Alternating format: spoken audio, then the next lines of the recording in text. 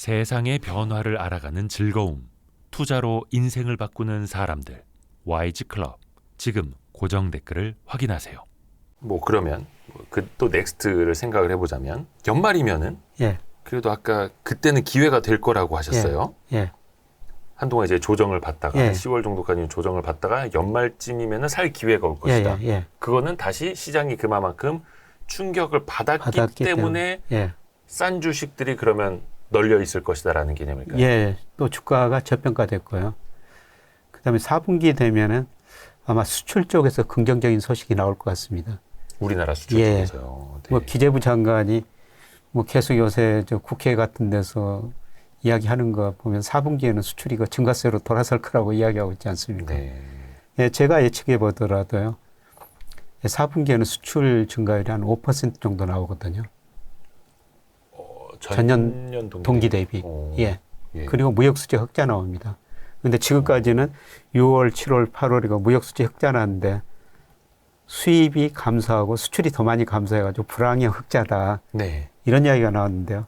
아마 4분기에는 수출이 한 5% 안팎 증가하면서 무역수지가 흑자 날 것이기 때문에 예. 불황형 흑자 이런 말들은 언론에 좀 많이 사라지지 않을까. 예, 그렇게 생각합니다. 이런 것들이 아마 4분기에는 긍정적인 소식이 될 것 같습니다. 4분기 그러니까 연말로 갈수록 우리 수출이 좋아지고 예. 무역 수지가 흑자까지 나타날 거라고 하시는 거는 근데 미국 쪽 보면은 그쪽 소비 데이터는 좀 안 좋아질 거라고 보셨으니까 미국향 수출이 아니라 다른 쪽에 나라죠. 우리가 좀 예. 영향을 볼 수 있다는 그렇죠. 예, 우리나라 그 수출 비중을 보면은 올 그 8월까지 통계인데요. 미국 쪽으로 한 18%, 중국이 20%, 그 다음에 아세안이 18%, 인도가 한 3% 정도 되거든요. 네. 근데 작년에서 올 상반기까지는 사실 거의 미국 쪽으로만 좋았죠. 그랬죠. 유럽 쪽으로 좀 괜찮았고요. 예, 그런데 올 그 8월까지 수출 보니까 미국 쪽으로도 지금 올 8월까지 수출이 감소하게 나왔어요. 그만큼 미국 쪽으로는 미국 사람들 소비를 좀 줄이고 있다는 그런 의미가 되죠. 약간 이제 미국 시장이 조금 냉랭해지고 있다라는. 예, 예. 그런데 수출이 증가하는 것은 우선 그 기저효과로도 볼 수 있는데요. 네. 뭐 작년에 중국으로 그다음에 아세안 국가로 수출이 많이 감소했거든요. 네네네. 뭐 기저효과도 있습니다만은 네. 그쪽으로 수출이 증가할 거라는 겁니다. 원체 좋지 않았던 중국 쪽에. 예. 그래서 요새 그 중국 경제에 대해서 사실 너무 제가 보기에는 어렵기는 어렵습니다. 그런데도 너무 비관적인 견해가 너무 많이 나왔지 않느냐. 요즘 중국 쪽 이슈 그다음에 뉴스 또 그 구독자나 다른 사람들의 반응 보면은 이제 거의 뭐 중국은 망해가는 국가처럼 묘사가 되고 있어가지고. 근데 그게 2010년 이후로 계속 나온 이야기예요. 예. 근데 왜 중국이 그렇게 됐냐면요. 2008년 미국에서 금융위기가 오고 세계 경제가 굉장히 침체에 빠졌거든요. 네. 근데 중국 경제는 2009년에 9%, 2010년에 10%나 성장합니다. 그때 그러면서 우리나라가 차화정 장세도 맞이하고 그렇죠. 중후장대 산업이 엄청난 호황을 예. 누렸죠. 예, 중국이 우리 그 중간재 이런 것을 많이 수입해 가가지고. 네. 그런데 문제는 그때 그 세계 GDP에서 고정 투자가 차지하는 비중이 22%, 세계 평균이 22%인데요. 네. 중국은 47%까지 올라갔어요. 그렇게 투자를 많이 했다는 것은 생산 능력을 많이 늘려놨는데 수요가 부족하죠. 그래서 지금 중국 기업이 부실해지고 은행이 부실해지고 그래서 중국 경제하고 구조조정을 해야 되는 상태는 맞습니다. 근데 사실 구조조정을 서서히 해오고 있고요. 그런데 이때 또 뭐가 많이 늘어나냐면은 네. 건설 투자가 많이 늘어난 거예요. 이 그림 보면은 네. 중국 거 GDP 중에서 건설업하고 부동산업이 차지하는 비중입니다. 거의 40년 동안의 건설업과 부동산업 비중 추이입니다. 예, 지금 그 2010년 이후로 9년 이후로 이게 많이 늘어났지 않습니까? 예. 그래서 뭐 이런 의미에서 어떤 중국 전문가들은 중국 그 9%, 10% 경제 성장을 뭐 시멘트 GDP다. 건설업이 많이 투자해가지고. 저 당시엔 그랬죠. 저 당시에. 예. 근데 이게요. 뭐 보는 통계마다 다르지만 이게 제하는 그 중국 그 국가 통계국에서 나온 구체적인 통계거든요. 네. 이게 그 중국 GDP에서 건설업, 그다음에 부동산 서비스업이거든요. 네. 이게 차지하는 비중이 14%대다 지금 꺾이고 있는데요. 네. 그런데 우리나라도 90년대 들어가지고 우리 3조 왕으로 수출이 꺾이니까 특히 노태우 정부가 건설로 경기를 부양했거든요. 네. 각종 사회 간접 자본 투자했고, 그때 일기 신도시. 예, 주택 200만 원 건설했고, 분당, 일산, 뭐 신도시 건설했죠. 그러면서 이때 건설이 엄청 늘어났거든요. 이때 우리 비중이 16%까지 올라갔어요. 네. 사실 이때 우리가 중국이 지금 14%에서 줄어들고 있는데요. 우리가 더 심각했다는 겁니다. 그래서 이때 뭐 건설회사들 우리 많이 망했지 않습니까? 네. 근데 우리는 IMF라는 큰 힘 때문에 구조조정을 빨리 할 수밖에 없어요. 예. 근데 중국은 스스로 구조조정하고 있지 않습니까? 네. IMF 힘 빌릴 필요 없죠. 외환 보유액이 지금 3조 2천억 달러나 그렇죠. 되니까. 제일 많은데. 네, 그래서 너무 서서히 구조조정하는 거예요. 서서히 하는 구조조정. 예. 근데 저는 뭐 이런 의미도 있다고 생각하는데요. 예, 사실 우리 저 학계 출산율이 작년에 0.78이고 최근에 0.7명까지 떨어졌다는 게 아닙니까? 네. 뭐 이렇게 사람들이 결혼을 않고 집을 안 낳느냐. 그 여러 가지 이유가 있지만은 집값이 너무 높은 거. 네. 그것도 하나 이유가 될 수가 있는 거거든요. 뭐 하나 이유입니다. 네. 그렇죠. 근데 중국도 집값이 이렇게 건설 투자가 늘어나면서 엄청나게 올랐어요. 네. 예, 그래서 시진핑이 생각할 때는 야, 이것 때문에 문제가 발생하구나. 집값을 많이 떨어뜨려야 되겠다. 이게 시진핑의 생각이거든요. 집값 때문에 양극화 더 심해지고. 양극화도 심화되고. 예, 그리고 시진핑은 부자들한테 세금 더 걷어가지고 이 가난한 사람들한테 더 줘야 되겠다. 공동 부유론이 아닙니까? 그렇죠. 예. 예.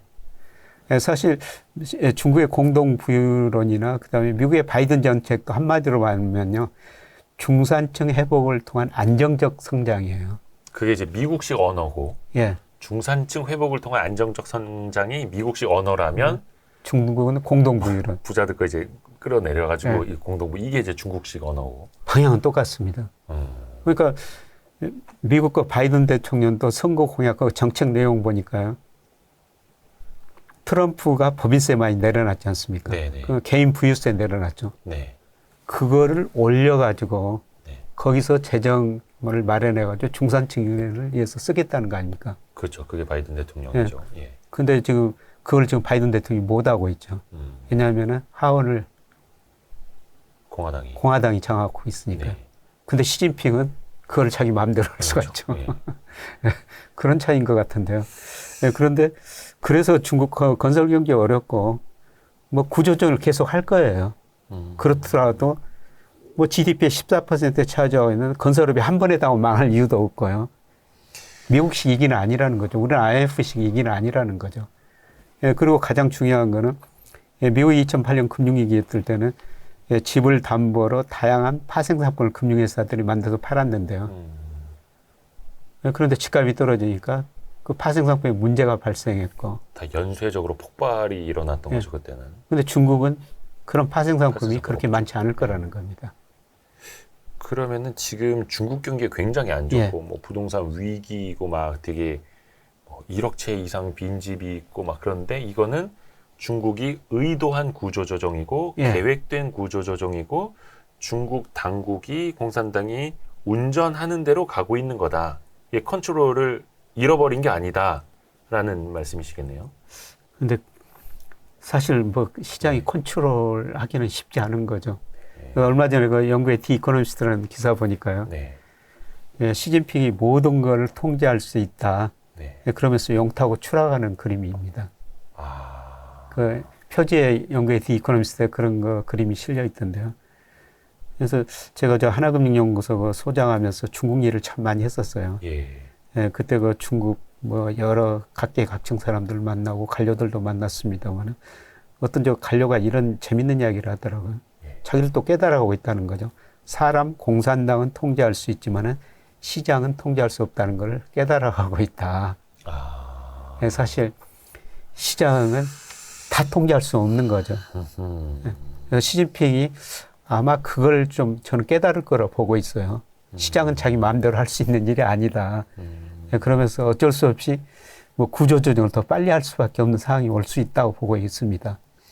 그 역시 통제하려는 게 아니라 빨리 시장을 정상화하려는 예. 걸까요, 그러면? 그렇죠. 시장의 힘에 조금 맡기면 빨리 정상화가 되죠.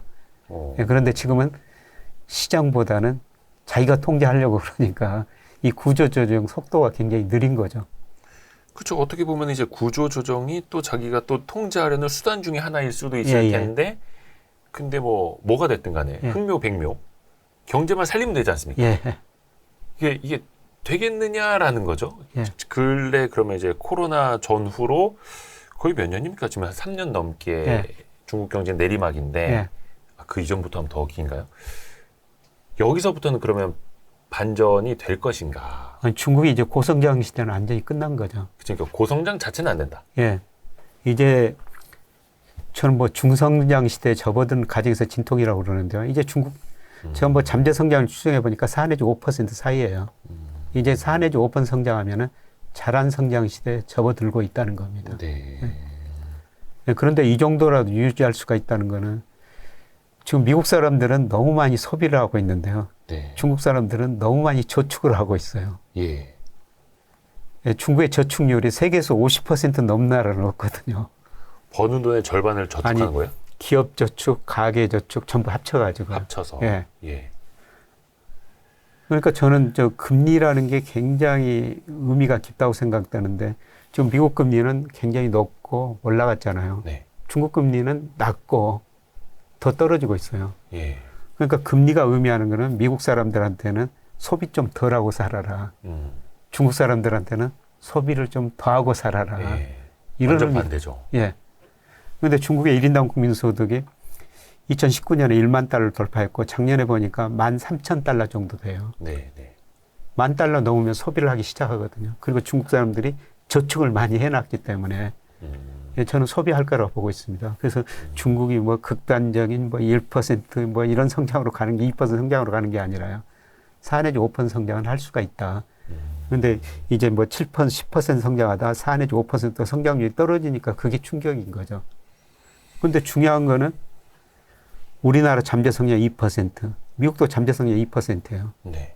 중국 앞으로 저는 최소한 5년 4%, 5% 성장, 미국은 2% 성장. 그러면 세계 GDP에서 미국 비중은 축소고 중국 비중은 계속 올라가는 거죠. 세계 평균이 한 3% 성장하니까요. 그러니까 중국 경제, 미국 경제 안 좋을 때 서로가 이렇게 하면서 예. 세계 경제를 뭐 보완해 주기도 하고 그렇죠. 사실은 우리는 그 중간에 있으니까 예. 좋을 땐 이쪽에다 갖다 예. 팔고 이쪽 좋을 땐 이쪽에다 갖다 팔면 되는데 그 밸런스가 최근에 몇 년 동안 미국 비중 쪽으로 좀 갔었다면 예. 이젠 다시 그게 이것도 순환입니까? 뭐 어떻게 될지 모르겠는데 중국 쪽으로 간다. 그러니까 2008년에 미국에서 위기가 오고요. 2009년, 2010년 중국 경제가 그때 9% 10% 성장하니까 그 당시 일부 경제학자들이 중국만이 자본주의를 구제한다. 그런 이런 거 나왔었죠. 극단적인 이야기까지 나왔거든요. 네네네. 예, 그런데 그 뒤로 그 중국 사람들이 뭐 지금 저축을 많이 하고 있다는 겁니다. 예, 결국 그 소비를 할 수밖에 없고요. 그래서 좀 미중 패권 전쟁에 대해서 최근에 저 영국의 디 이코노미스트에서 저는 뭐 이코노미스트를 많이 보거든요. 네. 제가 많이 보는 신문은 파이낸셜 타임즈하고 이코노미스트예요. 그것도 왜냐하면은- 유튜브는 와이스트릿 많이 보시고. 예, 유튜브는 아이스트. 그런데 제가 그거를 보는 거는요. 예, 사실 우리나라도 경제신문도 많이 있고 그 다음에 뭐 좋은 신문들 주간지 이런 게 많이 있는데요. 이 주장이 없어요. 예, 그런데 이코노미스트나 파이낸셜 타임즈 보면요. 깊이 있는 분석을 하고 주장을 하거든요. 특히 영국의 디 이코노미스트는 그럽니다. 우리가 올간지 주간지 보면은 끝에 보면 누가 썼다고 기자 이름이 나오지 않습니까? 네네네.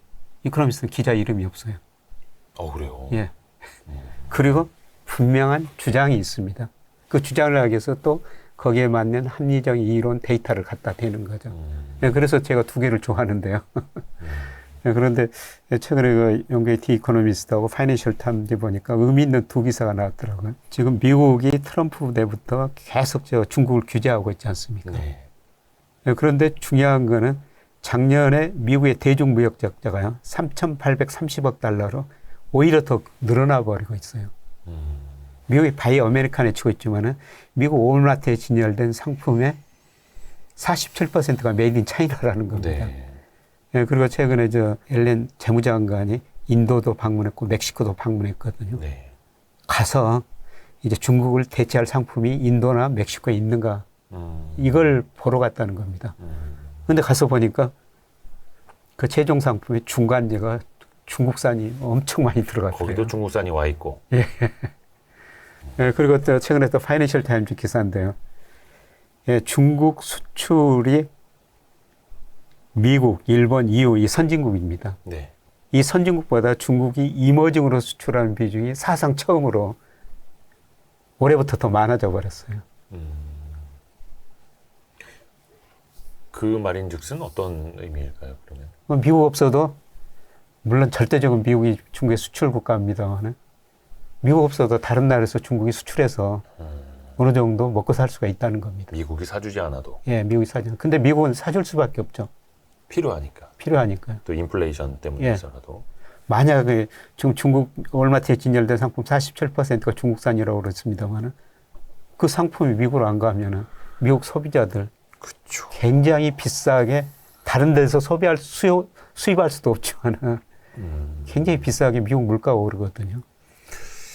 그래서 어떻게 보면은 중국과 공생할 수밖에 없는 거고 그래서 미국 쪽에서 그 이야기 나오지 않습니까? 디커플링이 아니라 디리스킹이라고 하죠. 그러니까 좀 너네가 G2로 이렇게 기어 올라오는 건 난 싫은데 예, 그래도 너희 없이는 안 되겠어. 예, 그렇습니다.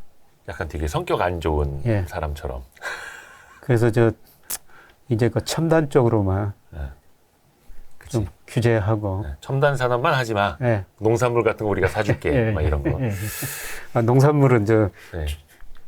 중국이 미국에서 수입하고 있고요. 그렇죠. 또 예. 미국이 농산물 또 중국에다 예, 수출하고 중국으로 우리 건 사줘 막 이러고 예. 있고. 근데 그 러먼도 상무부 장관이 중국을 방문한 다음에도 별다른 소득은 또 없었고요. 그렇죠. 근데 계속해서 뭔가 부딪히고는 예, 있고요. 계속 부딪히고는 있죠. 근데 뭐 상무장관이 갔고 그 이전에 뭐 재무장관 갔고 갔었고. 또 블링컨 네. 국무장관이 갔지 예, 않습니까? 예, 예, 그리고 또 100세 넘으신 키신저가 또 중국 갔거든요. 네. 근데 미국에 그렇게 영향 있는 분들을 왜 중국을 방문할 것인가? 네. 방문한 사람들이 좀 아쉬워서 가는 게 아니겠습니까? 그렇죠. 아실 거 없으면 오라고 하죠. 오라고 그러죠. 예. 그러니까 뭐 그래서 미국 국채를 사달라라든지 예. 뭐 이런 거 얘기했다고. 근데 미국 하는데. 국채 이야기 나왔습니다만은 사실 그 2001년 중국이 WTO에 가입하고요. 예, 작년까지 보니까 미국한테 무역 수지로 6조 2천억 달러를 벌어갔거든요. 네. 예, 그 돈 가지고 2008년 미국에 이기가 오니까 미국 정부가 돈을 쓸 수밖에 없는데 그래서 국채를 발행했죠. 그렇죠. 그 국채를 중국이 많이 사준 거예요. 그랬죠. 그래서 미국 사람 입장에서 보면 중국이 상품도 싸게 공급해줘 국채 사가지고 금리 낮추니까 뭐 집값도 오르고 주가도 오르고 좋았죠. 좋았죠. 뭐 중국은 좀 미국으로 수출해가지고 9 내지 10% 성장하고 사실 서로가 좋았던 겁니다. 그랬죠. 예, 그런데 이제 중국이 GDP가요 2001년에 세계 GDP에서 차지하는 비중이 4%였어요. 네.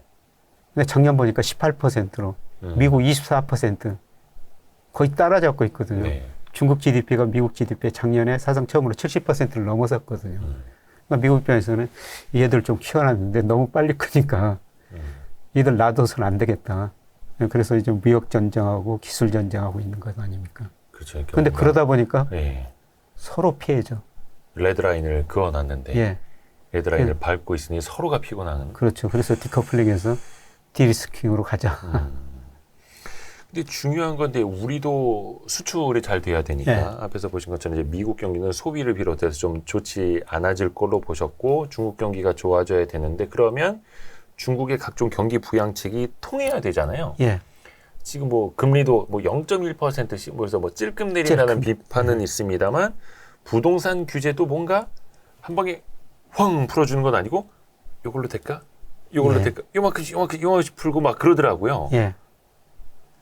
그래서 아까 말씀드렸습니다만은 사실 우리 97년에 외환위기 겪으면서 우리 구조조정을 세계에서 제일 잘했다, 빨리 했다 이렇게 평가를 받고 있지 않습니까? 그게 또 빨리 갚았으니까요. 근데 중국도 그렇게 좀 시장에 맡겨놓으면 구조조정을 빨리 할 거예요. 근데 중국 정부가 자기들이 통제할 수 있다. 그런 생각을 하면서 지금 너무 느리게 구조조정을 하고 있는 거죠. 그래서 사실 좀 빨리 구조조정하면은 뭐 사라질 거 사라지고 또 새로운 기업들이 등장하면서 안정성장, 질적성장 국면에 들어섰다 이런 평가가 나올 텐데요. 뭐 찔끔찔끔 구조조하는 거 이거는 경제에는 더 문제죠. 오히려 그냥 시장에 맡겨놓으면 더 빨리 될 텐데. 시장에. 예. 근데 또 뭐 중국 정부가 시장에만 맡겨놓을 리는 없잖아요. 예, 그렇죠. 공산당이 아니니까. 예. 근데 어찌됐든 간에 그러면 중국 정부는 올해 한 5% 예. 가까운 성장은 한다라고 보시는 거예요? 예, 저는 뭐 그 정도. 예, 최근에 뭐 경제 성장률 뭐 5, 6%에다가 대부분 전문기관들이 다시 낮추고 있는데. 있죠. 지금 4%대로. 예. 그런데 저는 5% 정도는 성장할 거로 보고 있습니다. 아마 4분기부터 소비가 증가한다는 신호들이 나올 거예요. 근데 이미 9월이어가지고요. 그쵸? 8월까지도 다 지나갔고, 상반기까지의 중국 쪽 데이터가 너무 안 좋았기 때문에, 연간으로 5%가 달성이 되려면 하반기, 그것도 얼마 안 남았습니다. 예. 그거 진짜 이제 찬바람 불어요. 그럼 이때 엄청 좋아야 되는 거잖아요. 중국 아니, 경기가. 그 2분기에도 6% 넘게 성장했지 않습니까? 아, 그렇게 나왔어요? 예, 2분기에도 6% 넘게 성장했어요. 전년 예, 대비로요? 전년 동기 대비. 예, 중국은 전년 동기 대비로 발표하죠. 2분기 6%, 6.3%인가? 6% 넘게 성장했습니다. 체감이 안 되지? 근데 우리나라 언론에서 너무 그 중국 경제 나쁘다는 것만 많이 보도해가지고 그러는데요. 사실 감정적인 문제도 있는 것 같아요. 예, 제 조카가 한 대학에서 중국어가 교수인데요. 학생들이 안 온대요. 중국어를 안 배우려고 그런다. 이제 중국어 배울 필요 없다. 예. 약간 이제 뭐 반중 정서도 있고, 반중 근데 정서, 저희는 그 집에 뭐라 해야 되나 국민 정서까지는 아니지만 그 유튜브 여론, 댓글 유튜브 여론을 좀 여론 보지 않습니까? 그렇고. 그러면 이제 조회수가 많이 올라가는 영상도 보면 예. 중국 이제 난리 났다. 예, 예. 중국 망한다. 예. 중국 부동산 이제 다 박살난다 이러면 조회수가 몇십만에 나옵니다. 예, 예. 근데 이제 중국 경기 좋아질 겁니다. 중국 안 망합니다. 괜찮습니다. 그러면 댓글에 욕만. 저 막 중국 말, 친중 말 그래서 막 욕망이 있어요. 예. 거기다 이번에 우리 정부 정책 방향도 또 그러지 않습니까? 그렇죠. 미국, 일본 이쪽으로만 예. 그쪽으로만 친하고 지금 중국 쪽으로는 계속 사이가 지금 벌어지고 있지 않습니까? 근데 또 경제적으로는 때려야 뗄 수가 없으니까요. 그렇죠. 때릴 수가 없죠. 네. 근데 어찌됐든 간에 또 우리 경제 입장에서 보면은 미국 경제가 안 좋아지면 예. 어쩔 수 없이 좋든 싫든 예, 단기적으로는 또 충격이 한번 올 거라는 거. 충격이 오고 또 중국 쪽에서 만회를 해야 되는 거예요. 예. 그러면 약간 투자적인 측면에서 보면 산업적으로도 예. 미국 쪽 수출 비중이 많은 것보다는 이제 중국 쪽에 조금 뭐라 해야 되나 비즈니스적으로 수혜를 볼 수 있는 쪽을 봐야 된다는 말씀이실까요? 그게 그렇죠. 또 그게 이제 예. 대표적으로 반도체죠. 반도체. 우리 수출 중 반도체 중국 비중이 40%고요. 네. 홍콩 비중이 15%예요. 홍콩 중국으로 55%가 하거든요. 사실 그동안 반도체가 안 된 거는 중국 때문이라 해도 과언이 아닙니다. 네. 중국, 홍콩이 55% 차지하고 있으니까요. 네. 네, 그래서 우리나라 수출 보더라도요. 2018년에 우리나라 대중 수출 비중이 26.8%였거든요. 예. 그런데 올 1월에서 8월까지 보니까 20%로 떨어졌어요. 반도체도 19%까지 갔다가 올 1월, 8월에서 14%대까지 떨어진 거죠. 그러니까 중국 경제가 안 좋은 만큼 중국 반도체도 경제. 안 좋아. 근데 중국 경제가 좀 소비 중심에 회복되고 중국 생산이 늘어나면은 우리 반도체 수입에 갈 수밖에 없다는 거죠. 근데 뭐 과거처럼 뭐 석유화학, 철강 뭐 이거는 또 이제 경제 구조가 바뀌어서 예. 좀 아니라고 보시는 예, 그렇습니다. 예, 그런 것도 뭐 다시 좀 늘어날 수는 있지만은 근데 우리가 그 중국으로 수출한 건 최종 소비재는 그렇게 많지 않습니다. 중간재가 70% 중간재. 이상인 겁니다. 그게 대부분 반도체죠. 중국 경제가 좋아지면 역시 기댈 거는 반도체. 예, 그렇습니다.